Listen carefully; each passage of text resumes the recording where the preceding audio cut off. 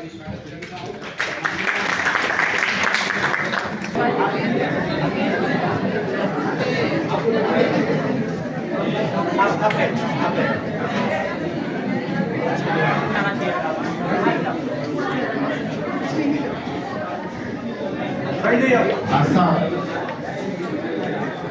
उत्सव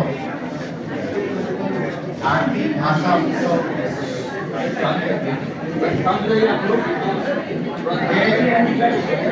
छात्रों से अनुरोध कर रहा हूँ कि अपने स्थान पर बैठे।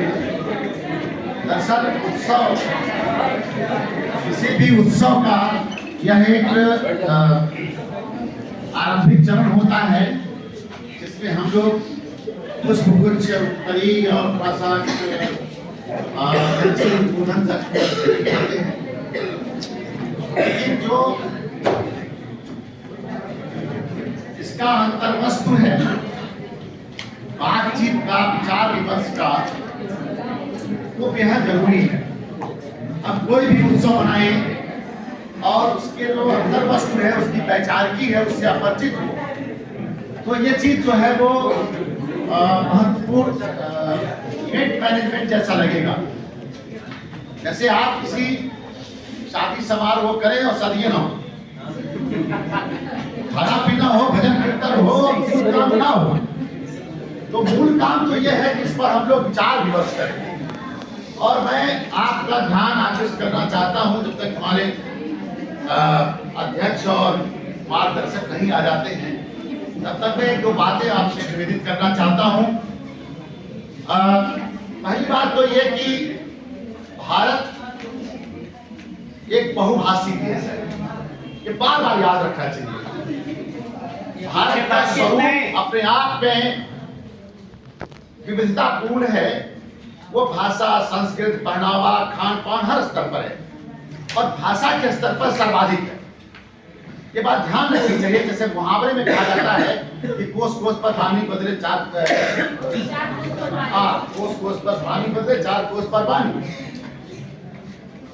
मैं अभी आपसे बातचीत के क्रम में पहले ही आपसे कहा था कि यह सिर्फ 22 भारतीय भाषा जो संविधान की 8वीं अनुसूची में वर्णित है, उन्हीं का उत्सव नहीं है, बल्कि 1634 भाषाओं का उत्सव। और आपको जान के आश्चर्य होगा कि कई ऐसे प्रांत हैं इसके 9, 11, 8 द्वितीय राजभाषाएं। जिस उड़िया की हम लोग चर्चा कर रहे थे, उड़िया कम से कम 4 प्रांतों में द्वितीय राजभाषा और एक में प्रमुख भाषा के रूप में है। नेपाल बगल का देश है, नेपाली हमारे यहाँ 3 राज्यों में द्वितीय राजभाषा है।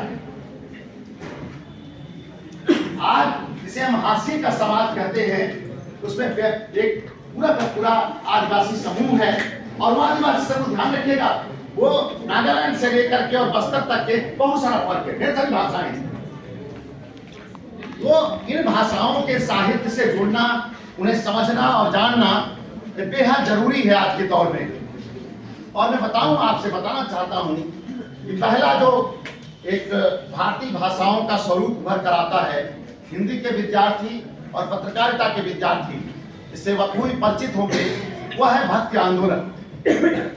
और यह अद्भुत है कि दक्षिण से चलने वाला आंदोलन पूरे उत्तर भारत को अपनी जद में ले लेता है और 400 वर्षों तक लगभग तमाम भारतीय भाषाओं में एक स्वर से, एक तरह से जाति व्यवस्था, पाखंड और उससे इतर जो अनन्य भक्ति का, प्रेम का एक आवाज गूंजी, वो चारों तरफ फैली। लेकिन दूसरा जो दौर आता है वह नवजागरण का काल है। नवजागरण के पहले फेज में 1857 जाहिर पर उत्तर भारत में शुरू हुआ, लेकिन वो फैला। आंदोलन चाहे कम फैला हो, लेकिन उसकी गूंज जो है साहित्य में तमाम भारतीय भाषाओं में आप सुन सकते हैं और महसूस कर